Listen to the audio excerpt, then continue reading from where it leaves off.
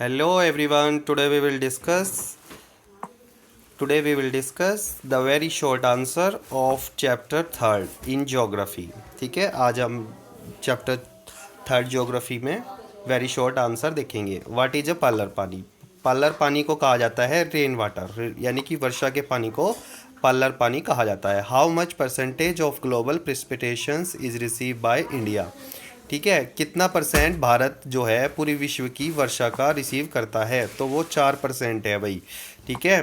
The which the largest artificial lake of ancient India build in 11th century. ठीक है, 11th century में कृत्रिम झील बनाई गई थी और उस झील का क्या नाम था? भोपाल लेक. ठीक है, क्या नाम था भाई? भोपाल लेक. ध्यान रखियो भाई इसके बारे में. ठीक है. Name the hydraulic structure constructed by the Iltutmish in the 14th century of for supplying water to Siri Fort area. यानी कि फतेहपुर सीकरी एरिया के में 14 यानी कि 14th सेंचुरी, यानी कि 14th सेंचुरी का मतलब है 31 to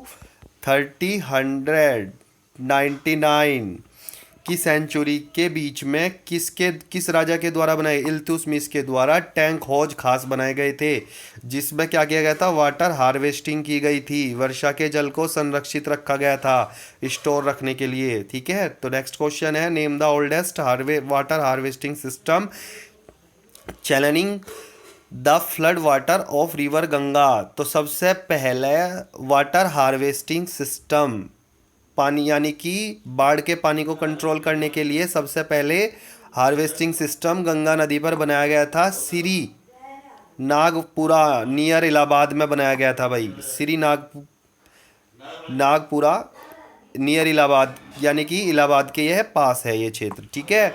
name the area where farmer एग्रीटेड when higher priority was the given to water supply in urban area.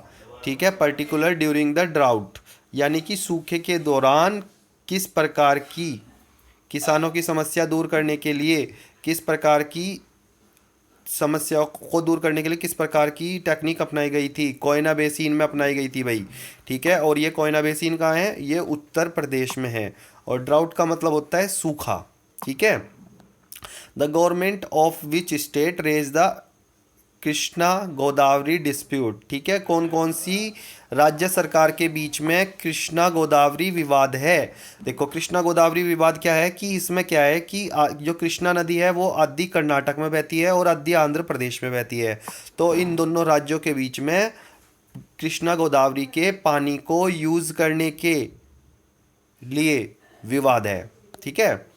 The name the river on which Tilaiya Panchet and Maithon Konar and Bokaro dams located. ठीक है, और ये चारों है, यानी कि ये जो पांचों डैम्स हैं, Tilaiya, Panchet and Maithon and Konar and Bokaro dams कहाँ पे लोकेटेड हैं? और ये लोकेटेड हैं रिवर दामोदर नदी पे लोकेटेड हैं ये. ठीक है. Name the rivers on the which the Koyna Nagarjuna dams are located.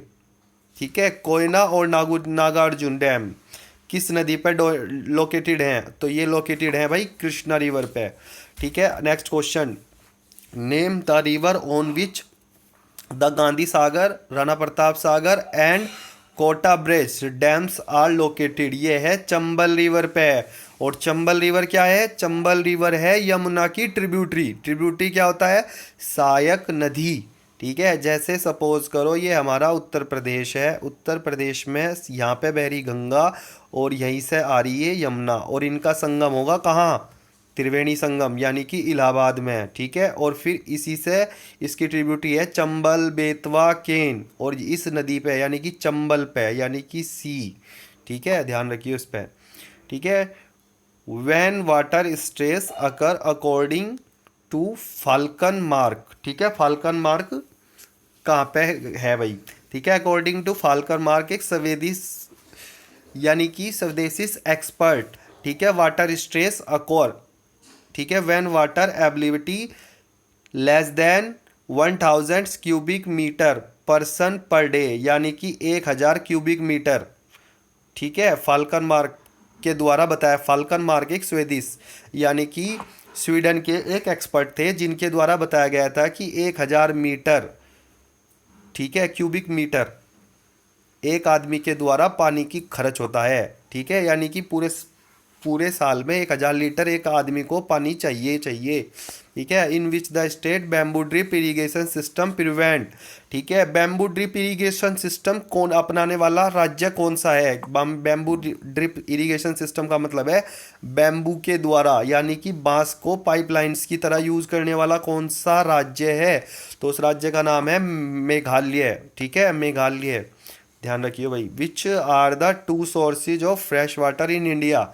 2 fresh water के रिसोर्सेज बताने भारत में कौन कौन से हैं? एक तो है रिवर, ठीक है, क्योंकि भारत में कुछ नदियां ऐसी हैं जो वर्ष भर पानी से भरी रहती हैं। ठीक है, और एक दूसरा है ग्राउंड वाटर। ग्राउंड वाटर में हम ट्यूबवेल्स या दूसरी चीज़ें लगा के हम इसमें फ्रेश वाटर प्राप्त कर सकते हैं।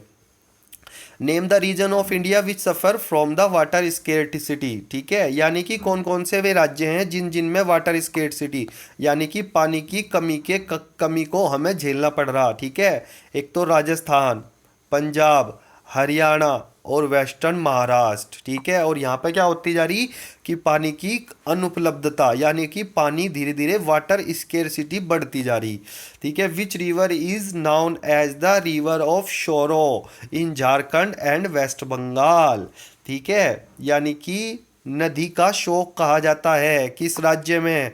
झारखंड में। किस नदी को शोक कहा जाता है?